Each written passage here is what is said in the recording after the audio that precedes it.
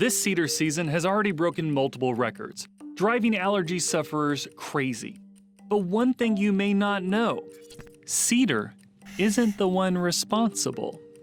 Basically, they're junipers is what they are. Robert Edmondson with the Texas Forest Service has been dealing with the cedar problem for more than 2 decades. In the central part of the state, we're talking about Ash Juniper. That's what everybody calls cedar. According to Edmondson, as opposed to having both genders on one tree, Ash junipers are unusual because individual trees have different genders. You can tell the male trees because they're starting to turn kind of an orange color right now. And that's all of those little pollen cones all on the ends of the branches.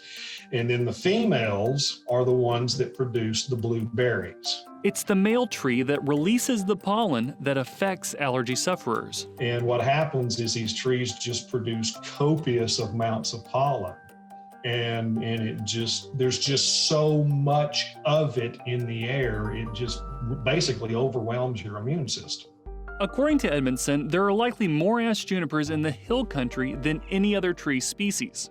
Why? If you go west of Austin, we have very rocky hillsides, and there's not a lot of soil. And juniper do very well in that situation because they're very resilient.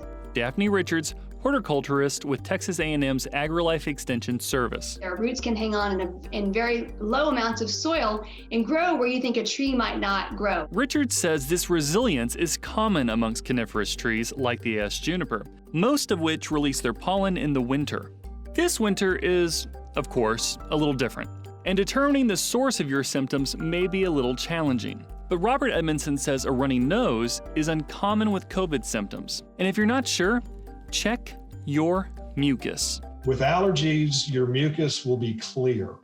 With other infections, you'll tend to have color. Cedar season peaks in January and ends by March, which is certainly nothing to at.